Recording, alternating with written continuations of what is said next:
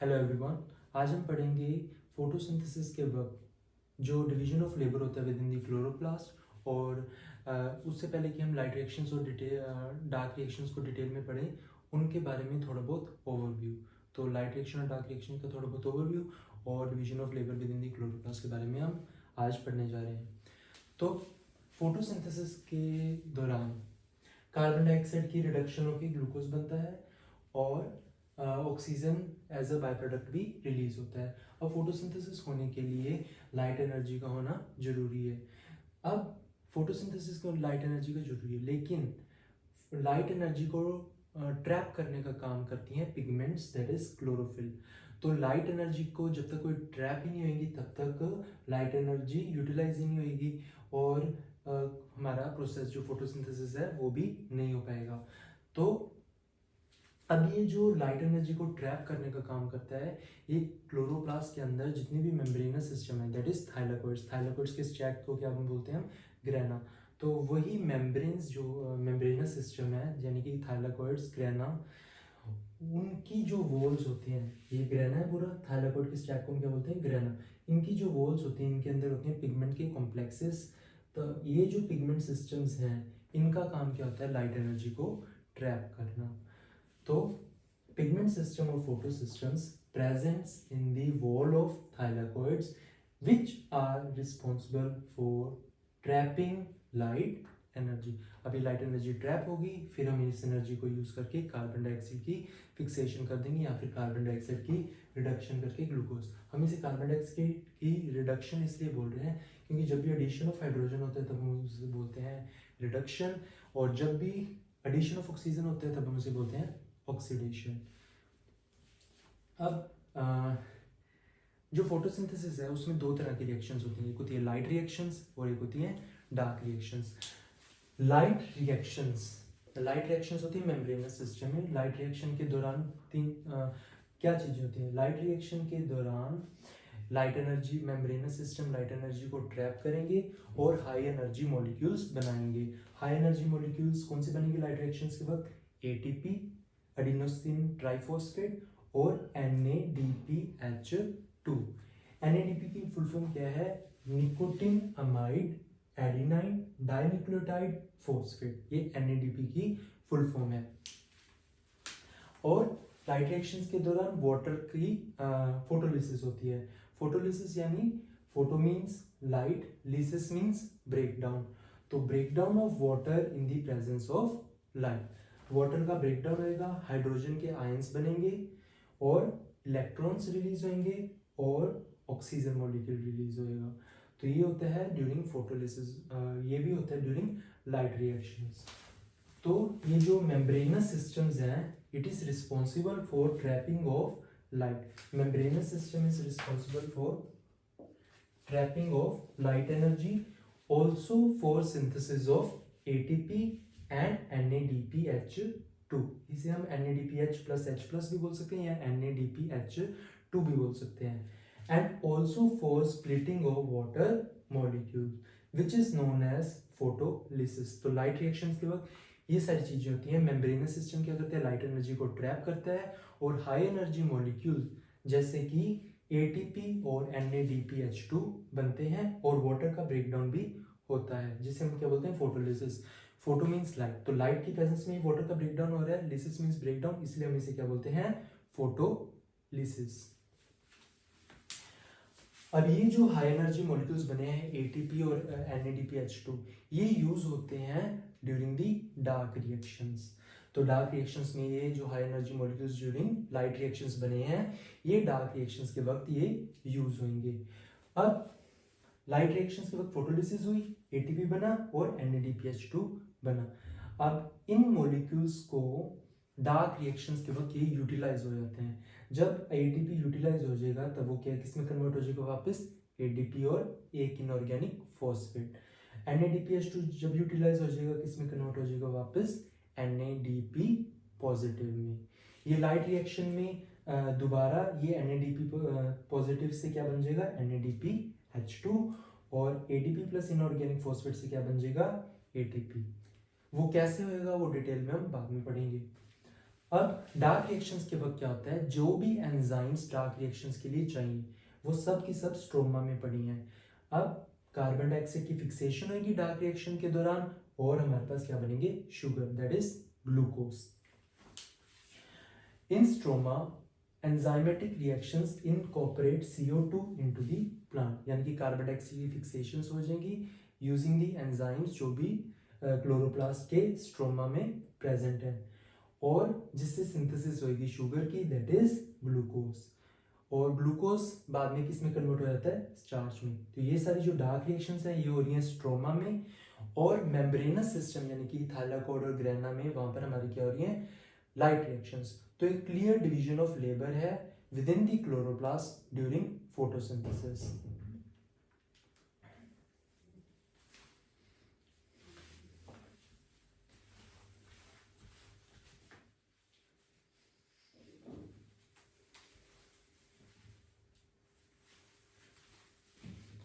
Hello everyone, आज हम करने जा रहे हैं लाइट रिएक्शंस को डिटेल में।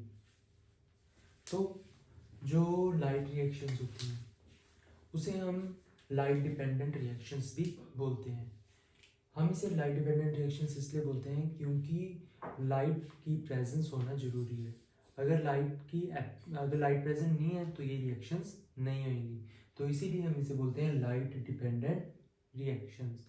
सनलाइट का होना जरूरी है for the light reactions, so they are also known as light dependent reactions. Now light reactions two types की हैं, नॉन साइक्लिक फोटोफॉस्फोरिलेशन और साइक्लिक फोटोफॉस्फोरिलेशन। अब हमने पढ़ा था लाइट रिएक्शंस में पिछली वीडियो में कि हाई एनर्जी मॉलिक्यूल्स बनते हैं। हाई एनर्जी मॉलिक्यूल्स जैसे कि NaDPH2 या ATP। अब वो कैसे बनते हैं, और मतलब ATP की फॉर्मेशन होने के लिए फॉस्फेट ग्रुप ऐड होएगा ADP में, फॉस्फेट ग्रुप ऐड होएगा ADP में। तो फॉस्फेट का ऐड होना, और ये होगा कब रहा है, लाइट की प्रेजेंस में, इसीलिए हम इसे बोलते हैं फोटो यानी कि लाइट, फॉस्फोरिलेशन यानी कि फॉस्फेट का एडिशन। नॉन साइक्लिक फोटोफॉस्फोरिलेशन, ये जो प्रोसेस है ये नॉन साइक्लिक है, ये कंप्लीट नहीं हो रहा सर्कल में, इसलिए हम इसे बोलते हैं नॉन साइक्लिक। और photophosphorylation, photo means light, phosphorylation means addition of phosphate. ATP की फॉर्मेशन हो रही है in the presence of light, इसीलिए हम इसे बोलते हैं फोटोफॉस्फोरिलेशन। और ये नॉन साइक्लिक है, इसलिए हम इसे क्या बोलते हैं, नॉन साइक्लिक। अब जो ये नॉन साइक्लिक फोटोफॉस्फोरिलेशन है उसको हम पढ़ेंगे इस वीडियो में। तो जो नॉन साइक्लिक फोटोफॉस्फोरिलेशन है उसमें क्या होता है, उसमें दोनों फोटो सिस्टम्स इन्वॉल्व होते हैं, फोटो सिस्टम 2 यानी कि P680 और फोटो सिस्टम 1 यानी कि P700। दोनों ही photo system non cyclic photophosphorylation में इन्वॉल्व होते हैं। अब सबसे पहले क्या होगा कि सन से जो सनलाइट आ रही है उस लाइट एनर्जी को यूज करके फोटो सिस्टम P680 पे वाटर की स्प्लिटिंग होगी। वाटर मॉलिक्यूल क्या होगी, स्प्लिटिंग। वाटर मॉलिक्यूल स्प्लिट करेगा into 2 protons, 2 + 2 electrons plus 1 atom of oxygen या फिर हाफ ऑफ ऑक्सीजन मॉलिक्यूल। अब इस एक एटम ऑफ ऑक्सीजन को हम बोलते हैं नेसेंट ऑक्सीजन, जो कि बहुत ही ज्यादा क्या होता है, ऑक्सीडाइजिंग होता है। नाउ जैसे ही यहाँ पर सनलाइट पड़ी, यहाँ पर क्या हुई, वाटर की स्प्लिटिंग, जिसको हमने पिछली वीडियो में बोला था क्या बोलते हैं, फोटोलिसिस।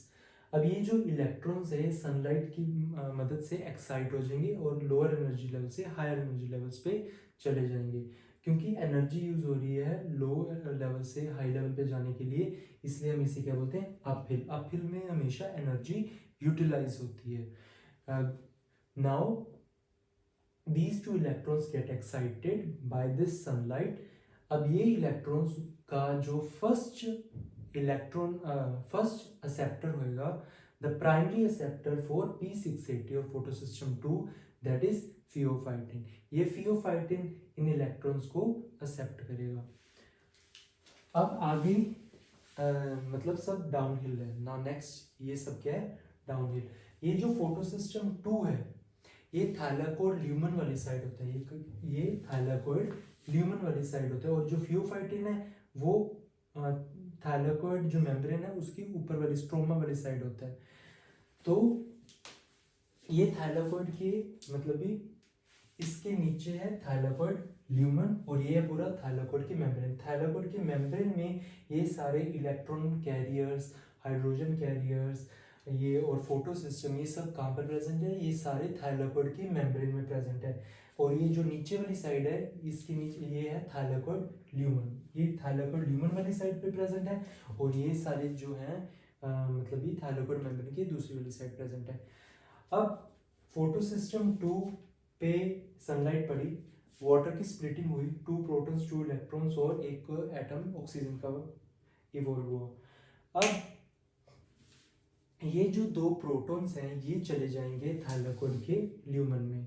ये कहाँ चले जाएंगे, थाइलाकोइड के ल्यूमन में। फोटोलिसिस में जो 2 प्रोटॉन्स रिलीज हुए वो 2 प्रोटॉन्स कहाँ चले जाएंगे, थाइलाकोइड के ल्यूमन में, और 2 इलेक्ट्रॉन्स एक्साइट होके उस फियोफाइटिन पे चले जाएंगे। कहाँ चले जाएंगे, फियोफाइटिन।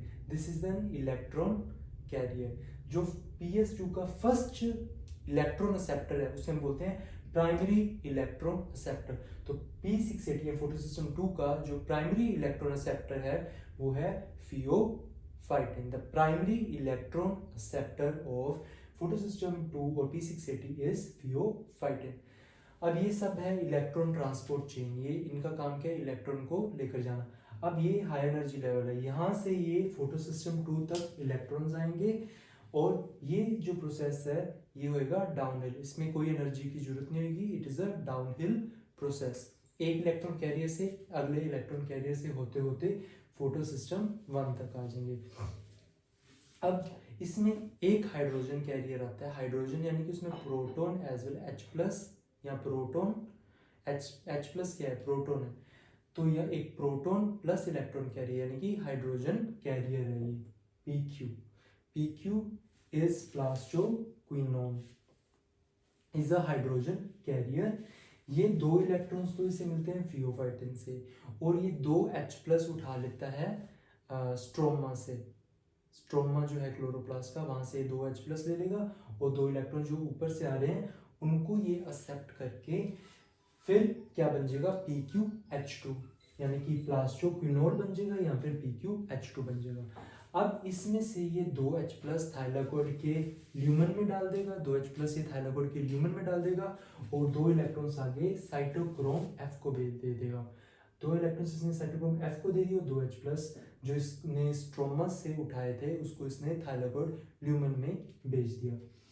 अब ये जो साइटोक्रोम F है ये 2 इलेक्ट्रॉन्स आगे भेज देता है एक नेक्स्ट कॉम्प्लेक्स को PC, दैट इज प्लास्टोसायनिन, जो कि कॉपर कंटेनिंग कॉम्प्लेक्स है, प्लास्टोसायनिन। ये आगे 2 इलेक्ट्रॉन्स भेज देगा फोटोसिस्टम 1 को, या फिर P700। जो P700 है वो भी सनलाइट की मदद से इलेक्ट्रॉन्स को एक्साइट कर देगा, और ये वाला भी क्या है, अपहिल। और PS1 का जो प्राइमरी इलेक्ट्रॉन एक्सेप्टर, प्राइमरी यानी कि जो उसका फर्स्ट इलेक्ट्रॉन एक्सेप्टर है फोटोसिस्टम 1 के लिए, वो है FRS। FRS की फुल फॉर्म है ferredoxin reducing substance. It is a primary electron carrier it is a primary electron acceptor for photosystem 1 या फिर P700। और pheophytin is a primary electron acceptor for photosystem 2 या फिर P680। अब non cyclic photophosphorylation में जो first photosystem आता है वो होता है P680। फोटोलिसिस ऑफ वाटर कहाँ पर हो रही है, P680 पे। और जो सेकंड फोटोसिस्टम आ रहा है वो है P700 या फिर फोटोसिस्टम 1। अब यहाँ से इलेक्ट्रॉन एक्साइट हुए, और जिसका जो प्राइमरी एक्सेप्टर है वो है FRS, पैराडॉक्सिन रिड्यूसिंग सब्सटेंस, और ये था प्रोसेस अपहिल। अब FRS से जब FD पे हम जाएंगे इलेक्ट्रॉन्स सी, तो ये क्या है डाउनहिल। एफ डी यानी कि फेरोडॉक्सिन, एफ डी यानी कि फेरोडॉक्सिन, एफ डी का मतलब। अब एफ डी पे एंजाइम प्रेजेंट होती है NADP रिडक्टेस, इसके पास एंजाइम प्रेजेंट होती है NADP रिडक्टेस, जो कि स्ट्रोमा में जो कि NADP प्लस को यूटिलाइज करके और फ्रॉम स्ट्रोमा में जो NADP पड़े हुए हैं, निकोटिनामाइड एडिनाइन डाइन्यूक्लियोटाइड फॉस्फेट, और जो भी प्रोटॉन स्ट्रोमा में पड़े हैं उनको, और ये 2 इलेक्ट्रॉन्स को एक्सेप्ट करते हैं इन the presence of NADP reductase enzyme, और कन्वर्ट हो जाते हैं NADPH2 में, और कन्वर्ट हो जाते हैं NADPH2 में। तो यहाँ पर प्रोडक्शन हुई हाई एनर्जी मॉलिक्यूल्स में via the non cyclic photophosphorylation. और सेकेंडली जो फोटोलिसिस हो रही थी वाटर की, उसमें भी प्रोटॉन्स कहाँ पर जा रहे थे, ल्यूमन में। PQ भी प्रोटॉन्स को कहाँ भेज रहा है, थाइलाकॉइड के ल्यूमन में। तो जो थाइलाकॉइड का ल्यूमन है वहाँ पर प्रोटॉन की कंसंट्रेशन बहुत ज़्यादा हो जाएगी as compare to the stroma of the chloroplast, क्योंकि यहाँ पर प्रोटॉन की कंसंट्रेशन बहुत ज़्यादा हो जाएगी, तो एक प्रोटॉन ग्रेडियंट बन जाएगा, जहाँ पर ये फिर अपनी हाई कंसंट्रेशन से लो कंसंट्रेशन जो कि कहाँ पर है, स्ट्रोमा में, वहाँ पर जब ये प्रोटॉन्स जाएंगे, तब जब ये ATP सिंथेज यानी कि F0 F1 पार्टिकल्स के थ्रू जब ये प्रोटॉन्स बाहर निकलेंगे थाइलाकॉइड ल्यूमन से, तब ATP की प्रोडक्शन होगी। तब क्या होगी, ATP की प्रोडक्शन। तो थाइलाकॉइड ल्यूमन में जो कि प्रोटॉन ग्रेडियंट डेवलप हुआ है, एक तो फोटोलिसिस ऑफ वाटर से, दूसरा जो कि PQ डेवलप कर रहा है, स्ट्रोमा से प्रोटॉन उठाकर अंदर वाली साइड थाइलाकॉइड के ल्यूमन में जो ये डाल रहा है, उसकी वजह से एक high concentration of protons develop हो जाएगी थाइलाकॉइड ल्यूमन में, और वो जब मतलब ये फोर्स के साथ निकलेंगे थाइलाकॉइड ल्यूमन से बाहर स्ट्रोमा की तरफ, तब जब वो F0 F1 पार्टिकल यानी कि ATP सिंथेस से जब वो निकलेंगे, तब ADP और एक इनऑर्गेनिक फॉस्फेट से मिलकर क्या बन जाएगी, ATP। अब ये जो पूरा प्रोसेस है लाइट की प्रेजेंस में हो रहा है। अब लाइट की प्रेजेंस में ATP की प्रोडक्शन हो रही है फॉस्फेट ग्रुप ऐड होकर, इसीलिए हम इसे बोलते हैं non cyclic photophosphorylation. Non cyclic because it is not cyclic, ये मतलब ही इसका स्टार्टिंग और एंड पॉइंट क्या है, डिफरेंट है। Photo means light, phosphorylation means addition of phosphate. Now इसको हम Z स्कीम भी बोलते हैं।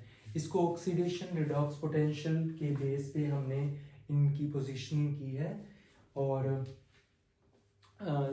तो ये एक Z स्कीम बन जाती है। तो हम इसे क्या बोलते हैं, Z scheme. FRS means ferredoxin reducing substance, और FD मीन्स फेरोडॉक्सिन, और PQ plastoquinone, PC plastocyanin, that is a copper containing complex.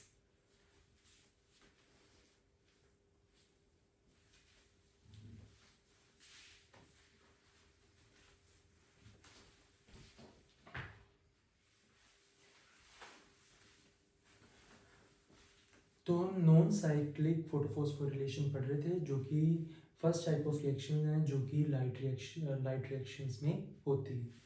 तो नॉन साइक्लिक फोटोफॉस्फोरिलेशन में जो फोटोलिसिस हुई, हमारे first photo system Z scheme में आया, दैट इज फोटो सिस्टम 2, या फिर हम उसे P680 बोलते हैं। वहाँ पर वाटर मॉलिक्यूल की स्प्लिटिंग हुई यूजिंग लाइट एनर्जी, इसलिए हम उसे बोलते हैं फोटोलिसिस। अब जो एंजाइम है जो कि ये फैसिलिटेट करती है photolysis, that is known as oxygen evolving complex, OEC। इसका दूसरा नाम है water splitting complex. The enzyme that facilitate photolysis during light reaction is known as oxygen evolving complex, also known as water splitting complex. अब ये जो complex है ये photo system 2 यानी कि P680 का पार्ट होता है, और इसके अंदर मैग्नीशियम आयंस भी होते हैं, जो कि इस फोटोलिसिस को फर्दर कैटालाइज कर देते हैं। मैंगनीज आयन होते हैं जो कि इस रिएक्शन को फर्दर कैटालाइज कर देते हैं। नाउ नॉन साइक्लिक फोटोफॉस्फोरिलेशन में फोटो सिस्टम 2 भी आएगा, फोटो सिस्टम 1 भी आएगा। अब हमें पता है कि जो ग्रेना है उसके अंदर अप्रेस्ड रीजन भी है और नॉन अप्रेस्ड रीजन भी है, और जो स्ट्रोमल लैमेला है या फिर स्ट्रोमल थाइलाकोइड्स हैं वो नॉन अप्रेस्ड रीजन है। तो नॉन अप्रेस्ड रीजन में होते हैं सिर्फ फोटो सिस्टम 1 और अप्रेस्ड रीजन में होते हैं फोटो सिस्टम 2। अब ग्रेना में अप्रेस्ड जो नॉन अप्रेस्ड रीजन दोनों है, तो उसके अंदर photo system non appressed region में फोटो सिस्टम 1 होएगा और अप्रेस्ड रीजन में फोटो सिस्टम 2 होएगा। और जो स्ट्रोमल थाइलाकोइड्स हैं वहाँ पर सिर्फ और सिर्फ नॉन अप्रेस्ड रीजन है, यानी कि वहाँ पर सिर्फ फोटो सिस्टम 1 है। तो यहाँ फोटो सिस्टम 2 है ही नहीं स्ट्रोमल थाइलाकोइड्स में या फ्रेट में, स्ट्रोमल लैमेला में। तो यहाँ पर क्योंकि फोटो सिस्टम 2 है ही नहीं, इसलिए यहाँ पर नॉन साइक्लिक फोटोफॉस्फोरिलेशन नहीं हो सकता। और जो ग्रेना है वहाँ पर PS1 और PS2 दोनों है, इसलिए यहाँ पर नॉन साइक्लिक फोटोफॉस्फोरिलेशन होता है।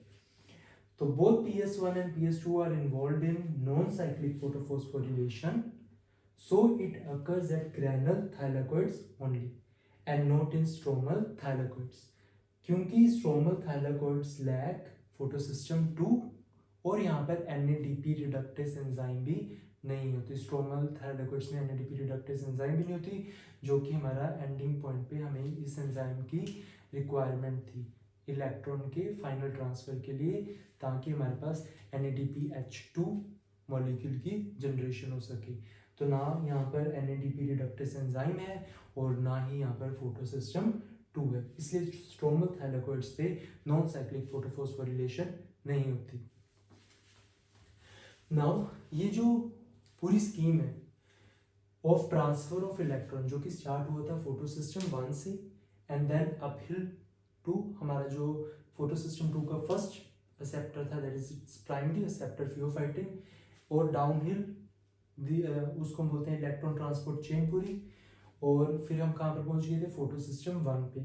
अब फोटो सिस्टम 1 से उसके primary receptor that is FRS ferredoxin reducing substance, और देन अगेन डाउनहिल ताकि फाइनल हमारा इलेक्ट्रॉन ट्रांसफर हो जाए NADP पॉजिटिव को। और ये जो पूरी स्कीम है ये इसको Z स्कीम बोलते हैं, इसकी करेक्टरिस्टिक शेप के कारण। और Z स्कीम तब बनती है जब हम इन सारे कैरियर्स को उनके रिडॉक्स पोटेंशियल के बेस पे रखते हैं। तो और एक ऑक्सीजन मॉलिक्यूल के एवोल्यूशन के लिए जितने लाइट एनर्जी यूज हो रही है, जितने फोटोन्स यूज हो रहे हैं, उसे हम बोलते हैं उसे कितने फोटोन्स यूज होते हैं, 8 फोटोन्स यूज होते हैं। एक ऑक्सीजन मॉलिक्यूल के जनरेशन के लिए 8 फोटोन्स या फिर इतनी लाइट एनर्जी यूज हो रही है। और number of oxygen molecule evolved by 1 photon of light is known as quantum yield. एक फोटोन से कितने ऑक्सीजन मॉलिक्यूल जनरेट होते हैं उसे हम बोलते हैं क्वांटम यील्ड। अब हमें पता है 8 फोटोन से एक ऑक्सीजन मॉलिक्यूल जनरेट होता है, तो एक फोटोन से कितने ऑक्सीजन मॉलिक्यूल जनरेट होंगे, 1/8 यूनिटरी मेथड। 8 फोटोन से एक ऑक्सीजन मॉलिक्यूल जनरेट होता है, तो एक फोटोन से कितने मॉलिक्यूल ऑक्सीजन की जनरेट होंगे, 1/8, दैट इज 0.125 या 12.5%। तो ये है क्वांटम यील्ड।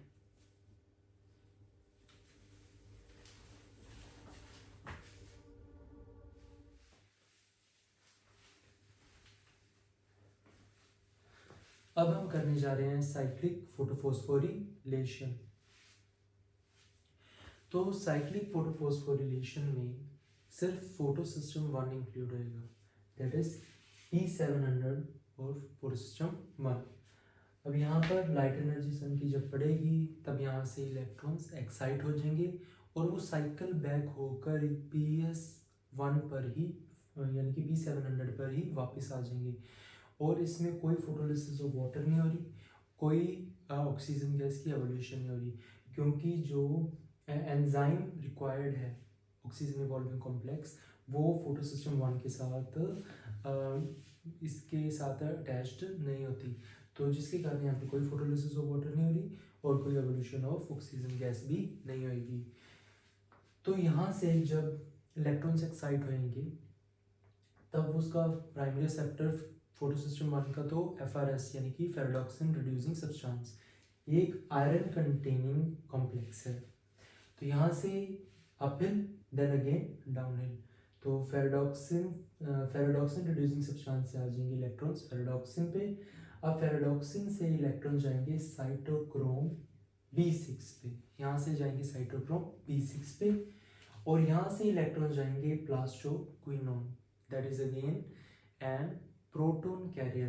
तो ये हाइड्रोजन आयंस को एक्सेप्ट करेगा स्ट्रोमा से और बन जाएगा PqH2, और ये दो H+ जो है नीचे आते वक्त थाइलाकोइड ल्यूमेन में डाल देगा और इलेक्ट्रॉन्स को साइटोक्रोम F पे।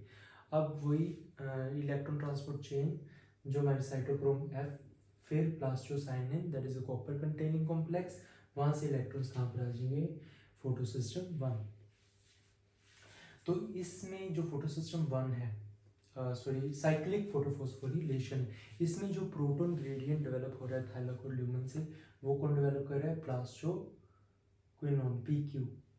तो प्लास्टोक्विनोन की वजह से जो प्रोटॉन ग्रेडियंट डेवलप होएगा थाइलाकोइड ल्यूमेन में, वो जब F0 F1 पार्टिकल यानी कि ATPase एंजाइम, ATPase एंजाइम या फिर F0 F1 पार्टिकल से जब ये प्रोटॉन्स निकलेंगे from their higher concentration to their lower concentration, higher concentration कहाँ पर है? थाइलाकोइड के ल्यूमेन में, और लोअर कंसंट्रेशन कहाँ है? स्ट्रोमा में।